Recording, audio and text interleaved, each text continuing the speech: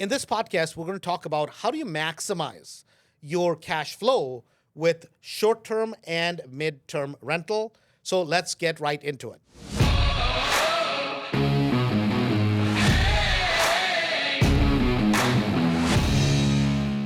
Hey guys, welcome to the show. So today it's going to be exciting because we're talking about mid-term rentals and short-term rentals. So we're going to talk about Airbnbs, we're going to talk about VRBOs, and what is the potential in today's market, and how do you really run a business, what kind of money you can make.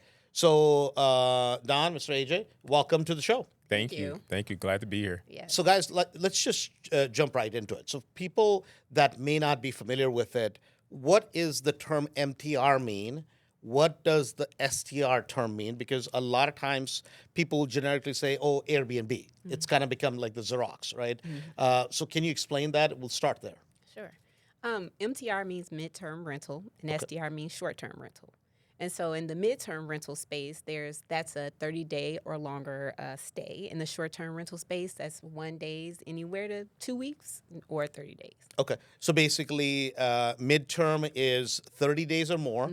That becomes a midterm rental. Yes. So generally, like it's considered that if you do a year or more, like we all do 2-year leases, so that for us is a long-term rental, Yes. right? Midterm is 30 days or more, Yes. and short-term is 30 days or less. Correct. So midterm could be a month, it could be 4 months, it could be 6 months, Yes. Yes. correct? Okay, good.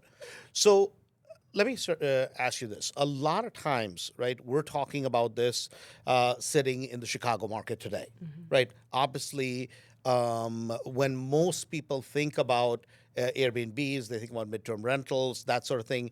They think about the mountains, the beaches, and the vacation spots, right? So can you guys, because I like to call that like the exotic market, right? And the rest of the country, which is 99% part of the country, that's the boring markets, Right. right? And I always feel that there's more, dollar per dollar, there's more money to be made in boring markets rather than exciting markets, Yes. right?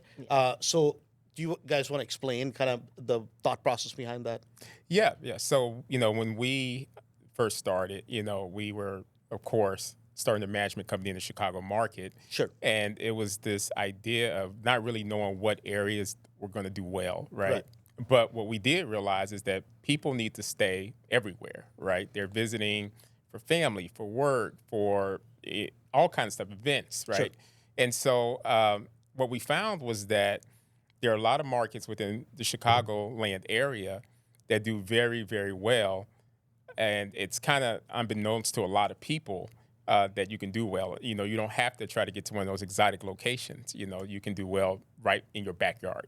And you can be in boring suburbs of America, anywhere, Yes. literally anywhere. I mean, kind of middle of Bozeman, Montana, and you will have certain locations that will do well, right? And so I want to kind of break that down a little bit, because the general thing people have heard is they've heard of tourists. They may have gone somewhere and they may have basically gotten an Airbnb. They may have gotten a VRBO type of vacation home, Tennessee, Vegas, blah, blah, Orlando, so on and so forth, right? But the general person that is coming to one of these properties, or in the middle of Ohio renting a property, they're not nurses, right? Because that Right. was the big thing, traveling nurses, right? Yeah. That's generally not the case. No. And it's not generally people on vacation. That's true. Right. What are people there for? A lot of things. So family visits, work. Right. We get a lot in the midterm space, a lot of insurance stays. People are traveling for certain events, so it might be a concert. It could be they're just there because they're buying a house and they want to explore the area. I mean, they run the gambit as to why people come to these areas. We have some property near a Naval Air Force Base, right? So people come because they're traveling for graduations. Yeah. Right. And this is where, like, a lot of times we don't think about these things, but a lot of these people are coming for life's necessities. Yeah. I mean, Yes. literally, someone is sick in the hospital. They're there for a month or two, right? And it's not specific, but a lot of times whenever people are buying, looking to get into Airbnb or short-term rental or midterm rental, the market today has changed. Yes. Right. Right? Yes. I mean, gone are the days. So if it was, say, 4 years ago, 5 years ago, where you could basically pretty much kind of pick up any little property and it would cash flow and it would cash flow like no tomorrow. Yes. What is the market doing? Is it based more on the property or is it based more on the location? What would you say? Yeah. Go on. You want to speak to that? I mean, property, location, design, experience. You know, people now are coming. Back in the day, people came because it was nostalgic to go and Right. stay in a neighborhood or stay in an environment they haven't stayed in before. Now people are coming looking for a Hilton experience. Actually, Right. it became a very serious hospitality business instead of just a business where hey, I'm gonna come and stay next door and live like the neighbors. It's more like I want to live like the neighbors, but I also want to live like I'm in a hotel as well. Right. So that's very important. Okay, got it. And a lot of times people are coming and staying there because they're getting more value for the money. Yes. Right. Yes. And especially if you have like two cousins, a couple of friends, a family coming there. Anytime you go to a hotel, you get 3 rooms, right? Right. There's the whole point of going as a family, as a bunch of friends is gone. Yes. Whereas Yep. in an Airbnb, you can hang out, you can talk, the general things that people, and I think that's where a lot of the general public has realized that. And a lot of times people are taking advantage of that. Yes. Now, the other side of the business also is the insurance side of it. Yeah. Right? Can you talk about that? Because a lot of times people want, oh my God, I want to get that secret contact at the insurance agents, right? Because everybody thinks there's a secret to every little thing. How does that part of the business work? Yeah, so that part of the business works in the sense that, so insurance stay is somebody who has been displaced because they've had some type of disaster at their house, right? So they need a place to stay for an extended period of time. The insurance companies don't necessarily find those places, but they work with companies that find those companies. One in particular is a company called ALE. They'll reach out to ALE. ALE does property searches to place these insurance customers in the houses. A lot of times they need to move fast because the people have been displaced. They're in the hotel. They're frustrated. They want to get into a house where they can be more comfortable. And so what you have to do within that realm is establish good relationships and contacts with the placement companies. LE is just one. There are several others out there. And so we spend a good time of our portion building relationships so that when these disasters happen, they're calling us. Got it. Okay. So with these, I guess, when it's an insurance stay, when it's any of these types of stays, how do you negotiate pricing? Because a lot of times people see, oh, this property is $200, $300, $400. How does that work? Because that's a long-term stay. They may want a discount. How is it that sometimes somebody will pay, say, $4,500, somebody will pay $7,000 for the same property? Yeah. So the insurance adjuster, they have a number, and usually it's within the budget of the person that's insured. And the budgets are ranged, they're different ranges. So they're usually looking for a particular ceiling in what they're willing to pay. What you have to establish is, what is it that I want for my property? Got it. What is the max and what is the minimum? Got it. Well, not the max. You'll take as much as you can. Sure. But the minimum that I'm willing to take, right? And then understanding the value. So for us, because we do so many of them, we know what our properties will get in a particular market. Got it. Yep. And so kind of knowing that, it gives you, when they call, we know, hey, this is what we want for this house, right? But they've also researched you and checked you out. So if you put your property on certain places like Airbnb and they see your nightly rate, they kind of know what, the pricing is going to be. So you don't have to go too far away from that, if it makes sense, so you can stay within that term of your nightly rate. Got it. So when I look at the properties that you guys manage for me, right, what I notice, again, from my side of it, right, that certain properties, because of the location, always perform, right? Yes. Or they have strong performance throughout the year. Now, other properties, you can have a great property, but it doesn't quite do as well. And sometimes it's like, oh my God, how is this location not working? But it just doesn't consistently work. Now, you may get, do you guys find that kind of across the board? Yeah. Yes. So, I mean, there are various market dynamics that affect the property's performance, right? So, what we've noticed is that at the basics of what we do, you got to have a good area, good design, good management. That's our mantra for how we do things, right? In terms of area, seasonality, events, all these other market forces come to play, right? And so you have to kind of understand that and then be able to adjust accordingly, right? There are some market forces. A slowdown is a slowdown, right? It's nothing that you can do about it from a general perspective. But there are things that you can do in terms of managing your prices, right? Understanding good design, how it plays into that. I wanted my property to look better than my competitors so that when things get tight, they're going to pick me more over another one, right? So there's various aspects of it that, as Dawn said earlier, that now it's not just putting it out there. Is I really have to manage it. I really need to understand the market dynamics, and I need to understand what it is I need to do when it's time to shift. Got it. Yeah. So let's kind of start with, go back a little bit on kind of the platforms, right? So you have obviously Airbnb, everybody knows about, VRBO. What else in terms of platforms where people can put a property on the market? Yeah. Well, booking.com is amazing. You get a lot of views, even more than Airbnb. So really? Yes, Okay. that's a good place. It's just hard to what do you call it? Configure, Okay. but you get some help from, the booking administration, Sure. you call them. They'll walk So you through. booking.com is another one. Okay. Yes. And then ALE, as AJ said, for midterm, you can actually list your property there. Where else would you? Google.com, Google Yes. Travel is starting to become a big one. Hopper.com is another place that we're starting to see a lot of bookings from. Yeah. We would say probably about 70% of our bookings come from like an Airbnb. Okay. They're the big player. Yeah. 30% come from those other platforms. So our strategy, of course, is to be multi-platform for our properties because, you're missing out a whole bunch of other revenue by not being in those places. Yeah. Got it. So let's just say I'm an investor, right? I mean, and this is a conversation that comes up between us time to time, right?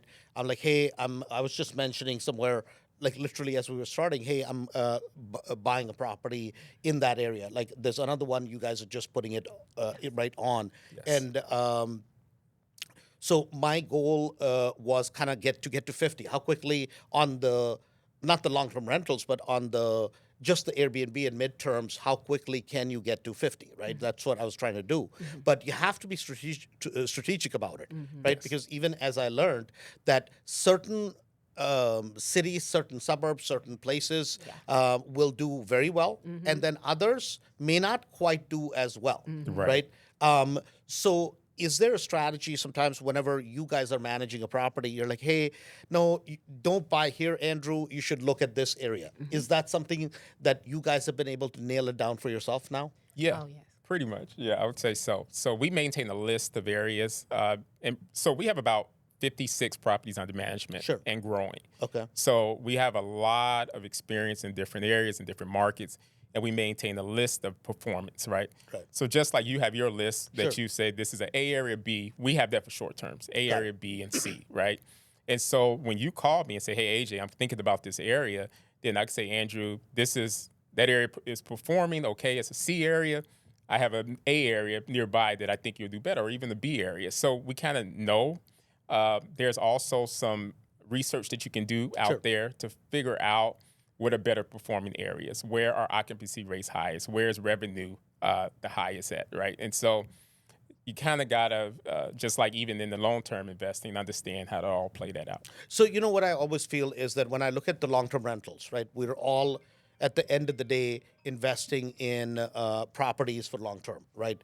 But in those, it's easier to figure that out, and it's not that difficult to figure out because they 99% times work. Yeah. But with Airbnbs, every 10 properties you buy, maybe 9 of them will work or 8 of them will work, Right. like at that level where you're like, oh yeah, I'm happy with this. Yes. 1 or 2 may not, right? Like Right. I was just buying a property. So for people who are listening from around the country or even here, right? We have an airport, which is the second big airport in Midway, Yes. right? I just am putting a property I gave to you guys where I'm like, hey guys, what do you think? Right? You're like, well, quite honestly, yes, we think the numbers are there, because it's not a science, right? A little bit of it is, okay, how is the house set up? Is it Yes. cute? How's the neighborhood? Some of it is kind of a little bit of a feel to it, and what the demand is going to be, Yes. right? So it's not like black and white like rental properties. No, not at all. Right? Yeah, not at all. And that's kind of the frustrating part of it is a little bit is that, so whenever you guys are looking at that, are you guys going to Air DNA? Because even Air DNA, a lot of times people are like, oh yeah, you can just look up. It's not quite as black and white. Is that correct? Right. That's correct. Right. Yeah. It's inaccurate a lot of times, unfortunately. Yeah. Because it has old data on there Right. that's not, Yes. accurate. Actually the best place to go is Airbnb to look at it. To see what the occupancies of other units are, what it Yes. is. And some of it is really experience driven. Yes. Right? Some of it is Yes. not going to be that you can just say, oh my God, this is going to work every single time. Right? Okay. So on a property generally, right? If I'm going to, let's say, rent a property versus do midterm and long-term, short-term or midterm rentals, how do I decide? Like, what is the math behind it that you guys like to use? Yeah, so we generally say that if you can 2x, 3x your revenue over what you would get cash flow for a long-term rental, then it's worth exploring. Got it. Right? And so just kind of understanding, if I can make $500, but as a short term, I can make $1,000 in cash flow or $1,500, that's worth exploring. But you do also have to understand that there's an upfront investment because you got to furnish it, so there's going to be some time before you out of the red into the black. Right. But if you kind of know that at some point this is going to increase the value of my property, increase my cash return, and if that makes sense, then we say go for it. Yeah. So I guess the way we do it, we always say ideally 450 to 700 net cash flow after expenses, 500 being, kind of the average for us. Yeah. So I want a property where I don't have any money invested after refi. I want to have 25-30% equity. I want to have $500, right? So I want to eat have my cake and eat it too, right? Right. That's what we all invest based on. Yes. And now at that point, you have to decide, okay, what is the area, right? What is the location? What is the kind of the demand in the market, right? And then am I going to make, say, $1,500, $1,800 at certain times, and then have a consistency of at least 2x to 2.5%, 2.5, right? So about $1,500 net after management fees, after expenses, all that kind of stuff. If that's the case, then I'm going to keep it as a midterm or a short term. Correct? Yes. Okay. Yep. And you got to be okay, though, with understanding seasonality, that you're going to have peak and you're going to have some slow seasons, right? For us, our slow season is about, Dawn, what you think about November to February for the most part. Yeah. Then you might just be breaking even, right? But, come spring and summer, I mean, you're maybe 3Xing, 4Xing, right? So there's a balancing act to that, right? Right. And a lot of times what I feel from all the properties that I've owned, that short-term, midterm is not for everybody. Yes. It's certainly not for a beginning investor that doesn't have some reserves, right? Yes. Now, if you're a beginning investor and you have some reserves, you can carry a property, no problem. That's Yeah. totally fine. Right. But if you're a beginning investor and you don't have any reserves, because not only are you going to have to get the property fixed up, you're going to have to get it fixed up to the standards of a midterm or a Airbnb. Yes. Yes. Right? Now, this is something, Ms. Dawn, you always take pride in, and you feel it's important, Yes. right? That we need to do a refresh. And you did that on some of the properties I had, Yes. right? Because I had somebody else managing them. Then I transferred it over to you guys. And initially you were like, well, you didn't want to say, Andrew, these properties suck. I mean, that's just not who you are, right? But you're like, and it wasn't that they sucked. It's just that you felt they could be even better in Yes. terms of how they were being presented. Yes, Right? correct. The colors, the things that there are certain things, we go to a certain store, you have a certain emotion. Yes. Can you talk a little bit about that? Oh, absolutely. So, it's very important when you enter the home that it feels inviting. You don't want your Airbnb to kind of feel like a money grab, Okay. where that they got in and this is what I paid for versus what I got. You want them to come in and feel like, wow, they cared about me. This is amazing. I love how, the look of the living room, it seems well put together. The bedroom is inviting. It makes me want to go sleep there. Right. You want them to have a clear feel of this is where I want to be. Other than that, they're going to see everything that you didn't do constructionally wise, everything Right. that you didn't do, design wise, and then they're going to start feeling uncomfortable and they'll start complaining about everything, and then the visit goes downhill from there. So you don't want that. You want to, delight them at the door. Got it. Okay. One of the things Dawn and I were talking about in understanding and helping investors to understand, there's a mindset shift that you're not necessarily in the rental property business when you come into short-term, midterm. You are in the hospitality business. Mm-hmm. So everything has to center around the guest experience, the type of rehab you do, the type of materials you use, the type of furniture that you buy, the finishes, all of those things matter, and they play into that guest experience with your property. So we were just talking about it. Instead of talking about somebody else's properties, we'll just pick on mine, right? We were talking about a property that I have right now in an area which is, it's got good demand, but that property was getting a bunch of complaints. Yes. Right? So can you talk about that a little bit? What was the problem with that property? Because it's a small property. Yes. Nothing I can do about it, right?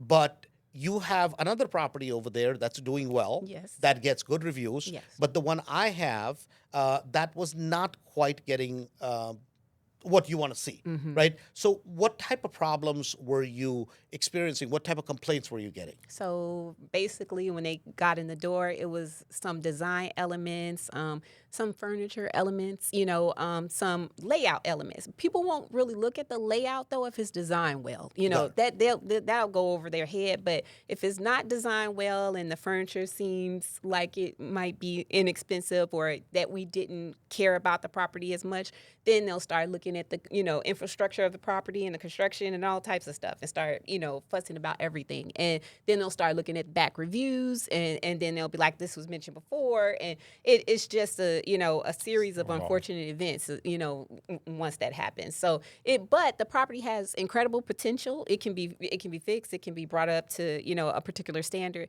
that can regenerate a better product and a better customer experience. Actually. So like a lot of times when you think about your like we have all seen a quirky house, right? But it becomes quaint, right?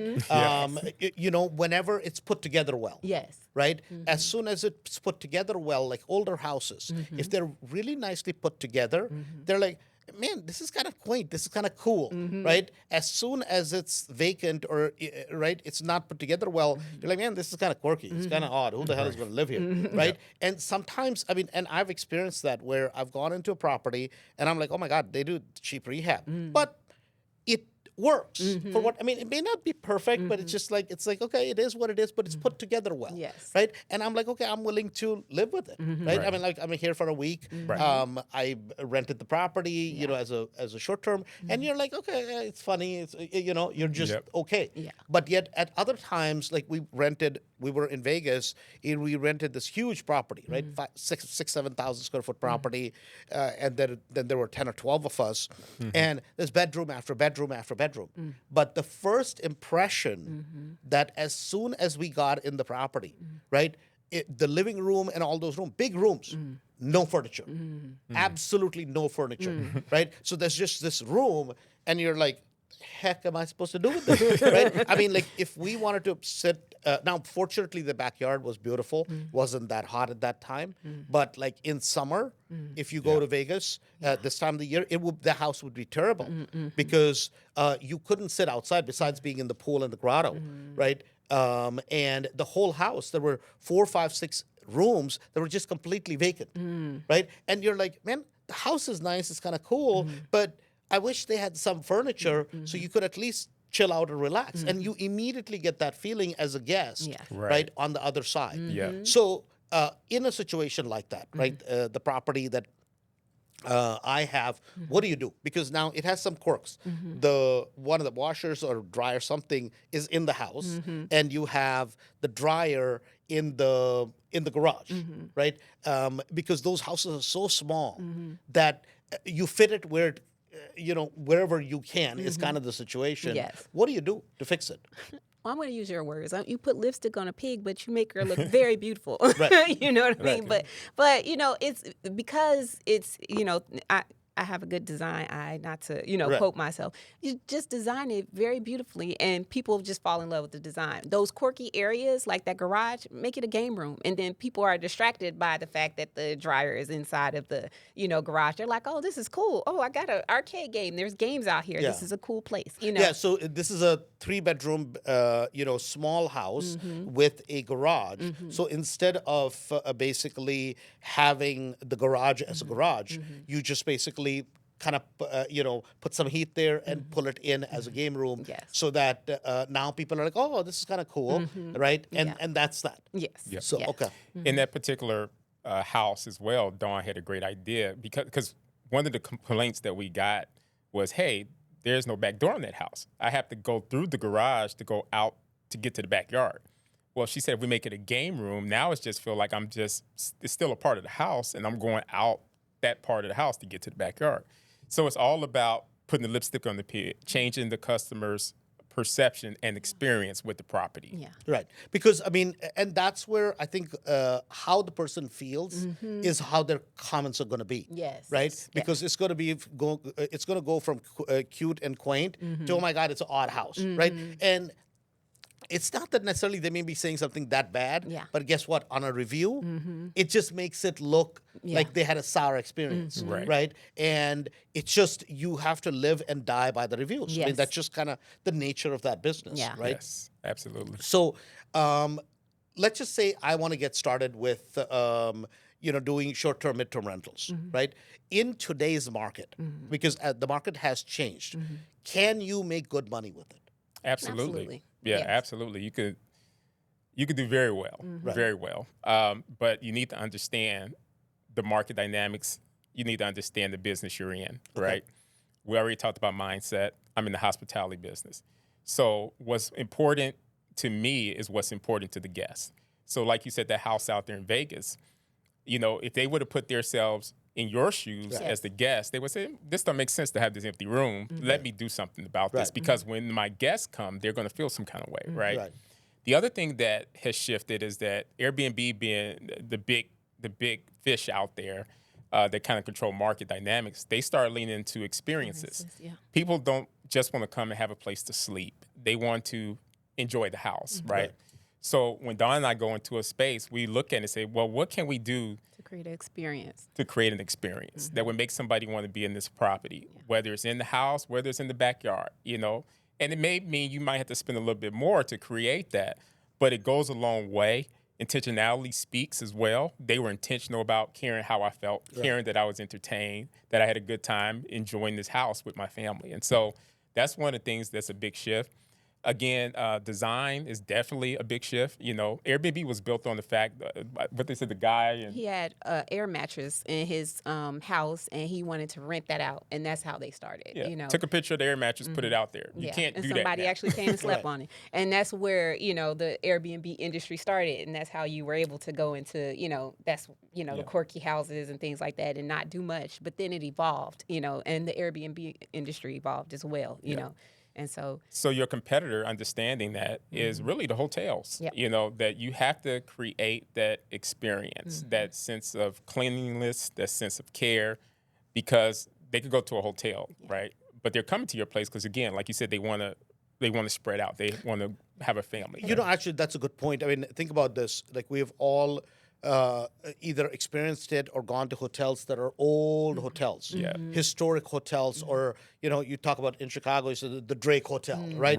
It's the Drake is the Drake is the Drake, not because it's a peninsula, right? Not because it's Four Seasons. Why? It's got history to it. It's got charm to it, right? And they maintain that charm. They maintain that look, because as long as it's clean, even if it's older, right, and it's maintained, Yes. people will pay more Yes. because I'm getting something different. Yes. Yes. Right? And that's just how it is. And that becomes probably more important rather than anything else, right? You could have it's a cute, charming little house, but it's got it's like your grandma's house, right? It Yeah. didn't matter. You always have a feeling. I say grandma's house, everybody gets a smile because you have. It's like, yeah, it probably was quirky, but Right. guess what? It's your damn grandmother, Right. I mean, it's just because Yep. you have spent happy memories with it. So every time you say, "Man, my grandmother was so screwed up," but dude, it was so much fun, Yeah. right? It's really that, Yeah. right? It's that the space can be small, Yes. but if it meets my expectations, meaning I knew what I was getting into, and I go there and I'm like, oh wow, this is cute space, small space, but they did a lot with it. You Yep. get that feeling, and even I just realized that actually talking about it, that's so true. That even in smaller properties that I've experienced, it's like, yeah, it's a small space, we understand, but oh my God, they did such a beautiful job with the backyard. Oh my God, they did so many things here. So Right. now you appreciate their Yes. creativity Yes. rather than otherwise. So it doesn't have to be necessarily a tree house because a lot of times, right, when people think about that, or the front pictures that you see on Airbnb are going to be the glamping houses, the tree houses, the A-frames. And the fact is 99.99% of inventory is not that. Right. Right? That's not the inventory that's making a lot of money every single day of the week. Yes. Right? Yes. Okay. So, in terms of as far as if a space is not working, right? How much time do you generally give it before you say, okay, no, maybe it wasn't a property you had put together, right? Because if somebody's coming to you guys and you feel, I'm not sure about the town, I'm not sure about this particular space, are you going to tell them that up front? Oh yeah. Yes. And then I would talk to them about how comfortable did they feel. Like, do you feel like comfortable enough for a year that you might have to put, pay money for it or whatever to see, to do the market research on, if the Right. space is working. But I also would tell them, if it's not designed well, if the area is not good and, it wasn't managed well, if we could fix those elements, then let's do that, right away. Got it. Okay. And I mean, literally, there have been times where you've taken furniture out of the property. Yep. Right? Yes. Completely, you've taken the furniture out of the property, and you're like, Andrew, this just doesn't fit. Yes. Right? Yes. And then you have done whatever. I mean, I haven't even seen what you did with it, but clearly, it's worked out. Right? So I mean, there's an element of creativity. There's an element, you have to have an eye for this. This is not just anybody can take it and just run with it, Yes. correct? No, that's Okay. true.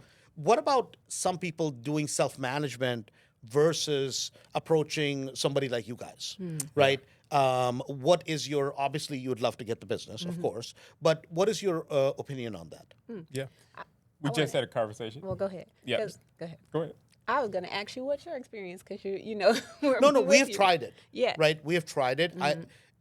My opinion from what I've seen with people is that I think if you're the type of person that says, I love to do this kind of stuff, I want to deal with these issues, or I'm cold, I'm hot, you want to run a guest services business, right? You're not in the real estate business. When you own, so it's ownership of real estate is very different than management. This is a purely management and a guest services hospitality business. Absolutely. Right? Yep. When it comes to the day-to-day operations. Yes, Right? yes. And I did not want to be in the operations part of the business. I mean, at the time, we suddenly moved over 18, 19, 20 properties, whatever it was.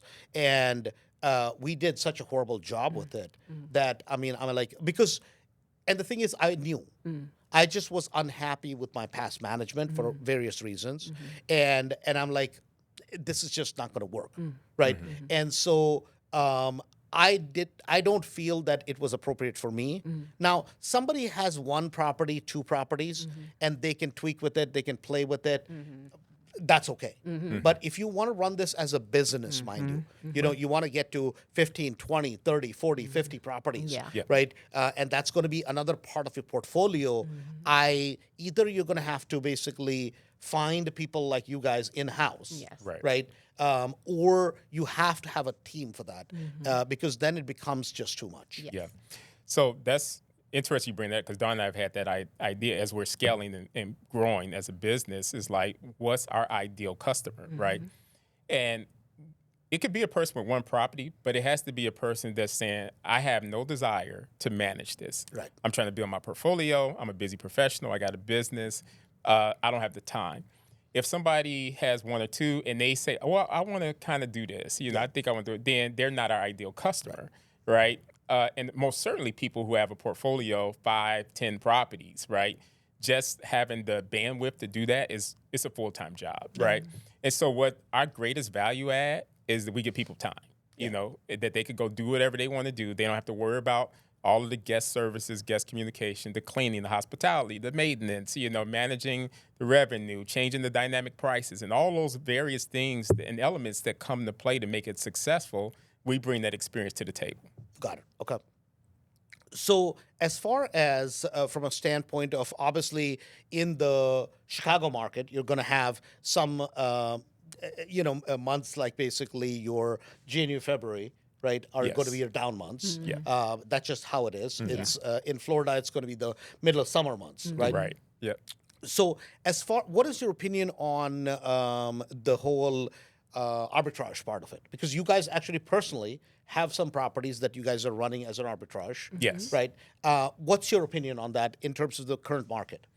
So we have arbitrage. We got about 10 arbitrage units. And what arbitrage is properties that you don't buy, but you rent them. For us, we rent Class A apartments, right, Okay. in Class A buildings. We have them in Arkansas, Northwest Arkansas. We also have one in Texas. We have one here in Illinois. So we got a total of 10, right? And I would say it's the same market dynamics that play on a portfolio of single-family houses play even on those properties, right? So, down season is down season, right? I think that, in terms of overcoming it, you really have to, again, have good management. All of the things that matter for a house, it matters in that scenario as well. Got it. Okay. Yep. So basically, is that a big part of the market still? And because I know you guys are doing good with it, right? With the arbitrage, right? That has worked out for you, right? Is that something you've thought about scaling the arbitrage rather than just buying the properties yourself? What's your Absolutely. So the great thing about arbitrage is the ability to scale fast, right? We could call our properties that we're in and say, hey, give me 2 units, give me 3 units.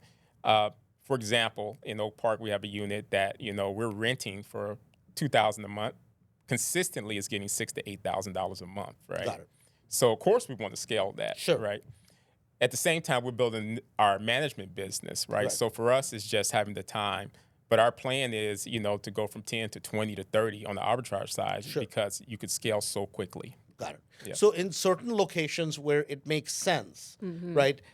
Even if you have a property under management that's arbitrage property. So basically, what arbitrage is, somebody else owns the property. They want no headaches. They want fixed rents. Yes. They don't care as long as you give them the property back in good condition. Yes. That's obviously, but they don't want to deal with any of the headaches.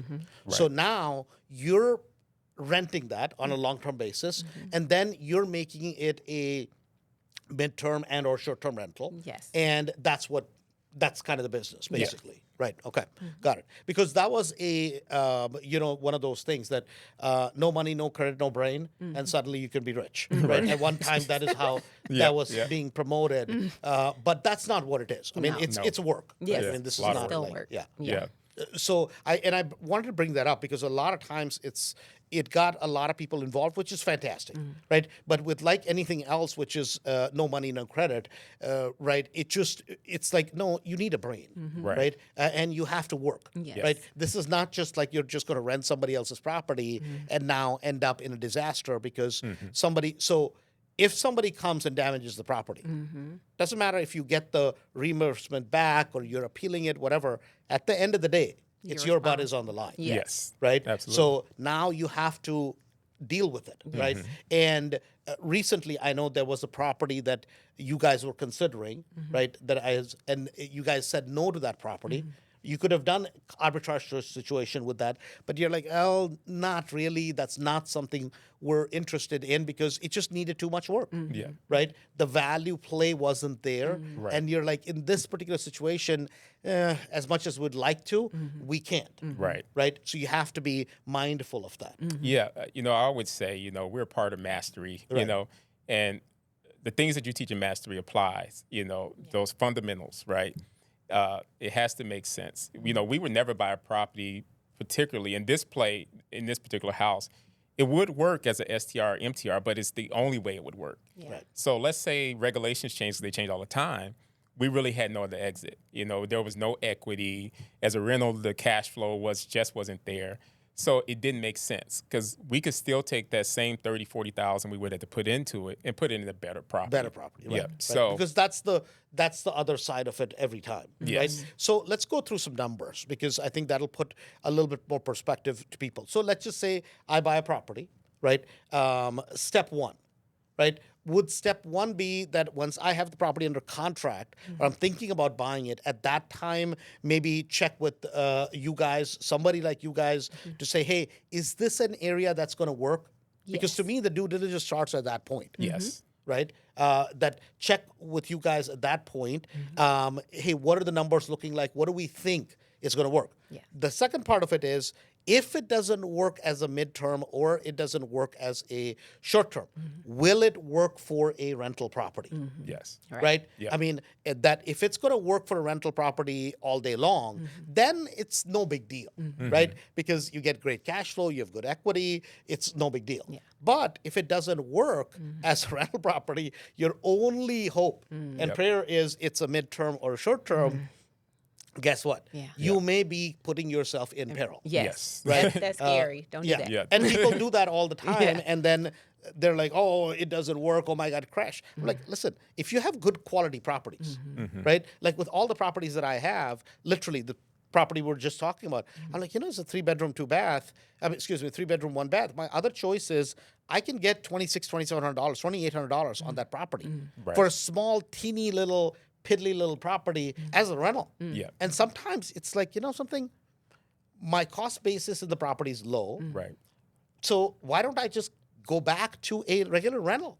I'll still make $1,000 a month, right? And that's the play, Yeah. right? All the time that if it works, so that would be step one is your due diligence, Yes. homework, and make sure it will work for a rental, Yeah. or if you flip it, right? Right. If that's what you want to do, that you can make good amount of money, Yes. right? That has to be there, number one. Yeah. Then once the rehab starts, now to me, I always feel that the fit and finish of a Airbnb midterm almost has to be a little bit nicer than even on a flip.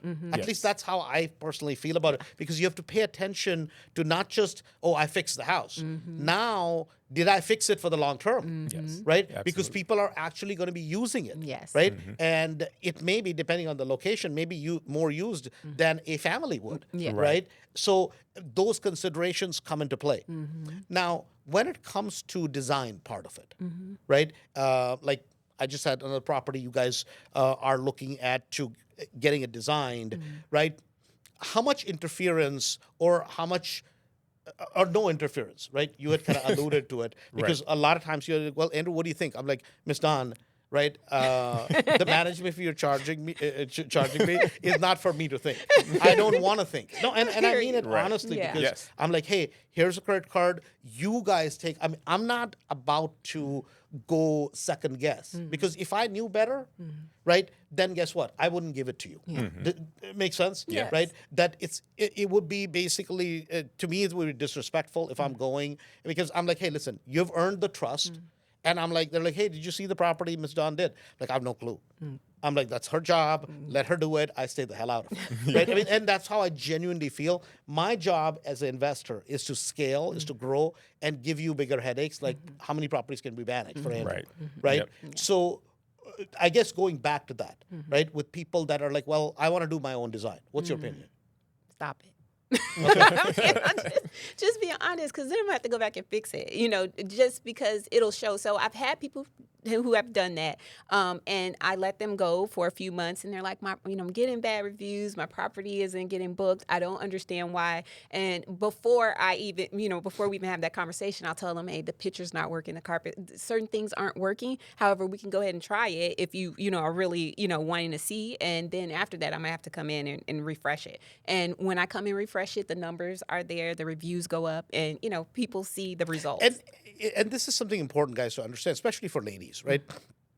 This is not a judgment on you may be a great designer, right? But again, generally, if that's not what you do, if you want to run a business, mind you, I mean, if this is just your hobby, that's a different issue, right? Yeah, I just love doing it and I just want to do it, then that's different. I'm talking about from a business perspective, right? You've hired professional help, right? Let them go do it, right? Let them take it, run with it. You don't have to bother with it at all. And 99.9% times, it's going to work, right? Yep. Yes. Absolutely. Yes. And that's the thing. You can even be a person that has a great eye for design, but if you don't know how to design for a short-term, mid-term rental, you could spend way too much money. You might go in there trying to design the house like you want to live in it, right? And that's totally different from somebody that's coming into it. So you got to kind of have an eye to know what works, what doesn't work. And then staying within the parameters of that you're not doing too much and most certainly not doing too less. Yep. And I think a lot of that also goes with now you're not just designing house.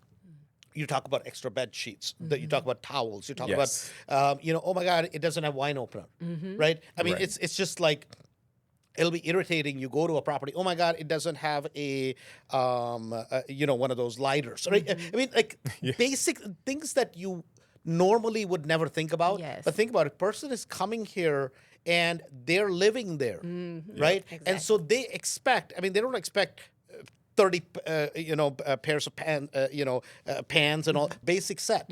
Yes. A pot and a pan.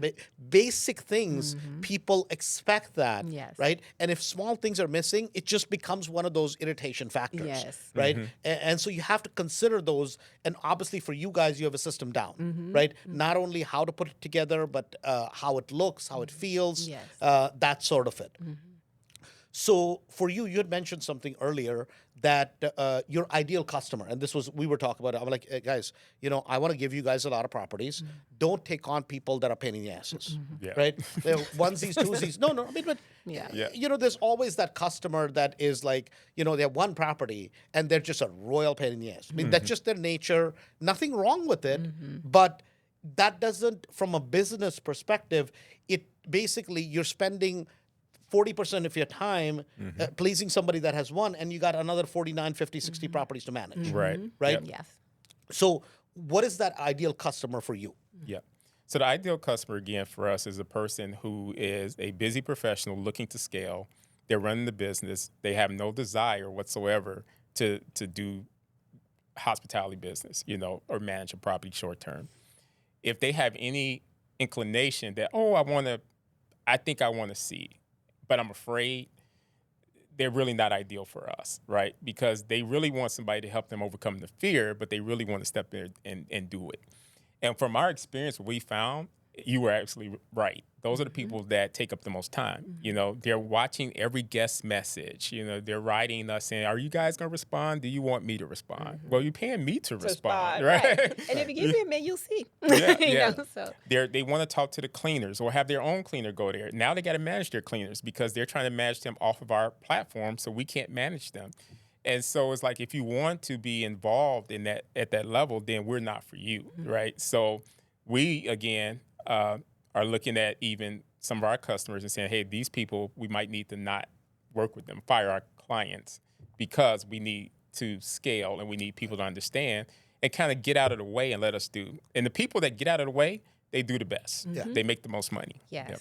But because it's like running your little boutique shop, which is fine if that's what you want to do, and running a business of shops, right? And it's not right or wrong. It just is what it is. You just have to choose who am I going to be, right? I mean, and I genuinely, with the short terms, midterms, I genuinely feel that on a monthly basis, look at your top line revenue, look at what happened, what's going on, which ones are performing or not, and spend more time as a person who owns the real estate part of it, right? And get rid of the ones that don't work and add more the ones that do work, right? Because the ones that work, you make 6, 7, 8, 9, 10,000 a month, Right. right? I Yes. mean, you can basically clean a house, Yeah. right? But that's not going to be the same on every property. That's just a fact of life is Yes. Yep. some properties are not going to do that well. I mean, Right. I have a property by the water up in kind of the Fox Lake area, big house, right? 3,000 square foot house. And well, there's a smoke smell. Well, there's a, it's not quite doesn't do as well. It's just one of those quirks. And I'm like, a few times, I'm like, something, maybe I should just dump this property, right? Just get rid of it because I don't have a lot of money spent in it. So I can sell it for a good buck. And when you look at dollar per dollar, it doesn't perform at the level that it should if I had put the same money somewhere else, right? And that's really what it boils down to, that you can have other properties in other areas and they make it 7, 8, 7, 8, 7, 8 every single month on the gross revenue. Your payment on the property, that's what I think I got away from was that. So generally, whenever you're buying a property, the way you have to think about it is that, let's say your monthly PITI is hypothetically, let's just say $2,500, right? That's your PITI. On top of that, you're going to have some other management expenses, some expenses as utilities, blah, blah, blah, all those kind of things. So let's just say that's another $400. Now you're in that property every single month, whether it's vacant or it's occupied, you're in it for $2,900, right? So what that means is you need to bring in $5,000-6,000 in revenue because by the time you get it all pared down, your net in that property is going to be about anywhere from $1,000 to $1,500, right? And that's what a lot of times people don't understand. All they look at it is, oh my God, I made $5,500 this month. Well, yeah, but what's your net debt? Yeah. Because that's really what matters. That's what matters. What is your net number after everything is said and done? Yeah. So, absolutely. anything else that I may have forgot that you guys want to add? No, not so much. I think we generally talked about everything that is important to this one. So, how do people contact you? Obviously, we're going to put your details in the podcast, but how do people contact you? Is there an email or you want to give the name of your business? Yeah. So the name of our business is Legacy Corporate Properties. They can contact us at our website at www.lcp as in Peter, host with an S, HOSTS.com. So Lima Charlie Papa, Yep. LCP hosts HOSTS.com. Yes. Okay, got it. And one last question. As far as what should people expect to pay? Generally, not specifically for you guys, but generally when they are in the space, what should they expect to pay In terms of management fees? management fees. So generally 20% of the base revenue, right? Net revenue. So that's the general. Yeah, and I won't say what it is, but you guys are more economical on that, right? And what I do appreciate is that there are some people that'll charge you on the gross collected revenue. Yeah. You guys don't do that. No. Right? Meaning they will include the cleaning fees in there also Yeah. and then charge you on the gross rather than the take out the cleaning fees, right? And then ding you with a lot of other things. So that's where I think you guys are a superb choice. And I know you guys will obviously manage a lot of properties in the Chicago market. What about if somebody has properties in other markets? Yeah, matter of fact, we're managing in 4 markets. Like I said, we're in Arkansas, we're in Florida, we're in Texas, and we're here. So we're nationwide in a sense, so we can manage anywhere. Okay, got it. All right. Having said that, guys, this has been great. If you're looking to do midterm or if you're looking to do short-term rentals, well, Don and AJ are the people to go to. Hopefully you guys enjoyed. Again, make sure you like, love, and share the podcast because that's how we get to grow. This is Andrew Holmes from Cashflow For Life, and have a great day.